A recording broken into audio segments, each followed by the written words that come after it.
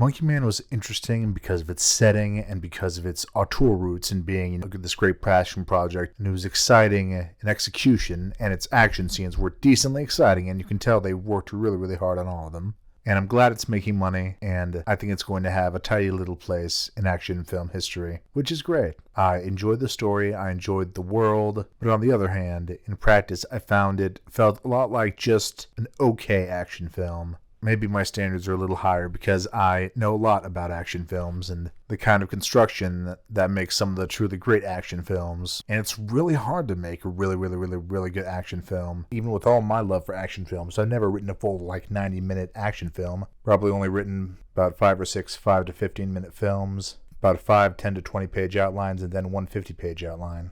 Writing a complete action script is a big project, so just because I can do one doesn't mean I know I can do a bigger one that's also that good. At least not yet.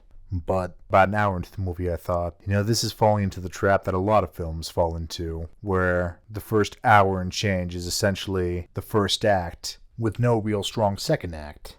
Conventionally, a film is based around the hero going on a journey, usually the hero's journey. And so what happens is at the start they think one way, then something happens that forces them into action, then their way of thinking is challenged and then they're forced to develop, and they receive challenges to that thinking. And then by the final act, third act, they've decided they are going to think differently, but now they have to overcome one final challenge that will confirm whether or not they will be able to keep that change. But that doesn't really happen in this film, because what happens is he basically thinks for an hour and 20 minutes, and then it's about by the time of the third act starting, that's when he starts going into change. And so he only has really one stage of change. He doesn't have multiple stages and multiple challenges. And so it's not really satisfying.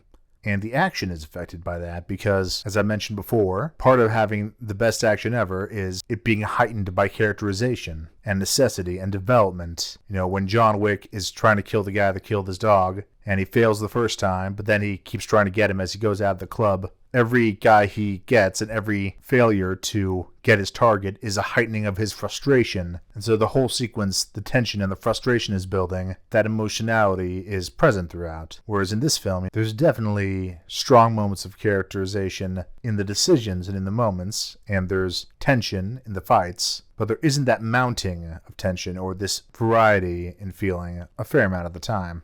Ultimately, who cares? In ways, it does just feel like a group of people trying to write an action film, but not quite getting the primo action film set up, but still making something pretty functional. Even to just be competent, or okay, or within spitting distance or throwing distance of one of the greats is a great achievement.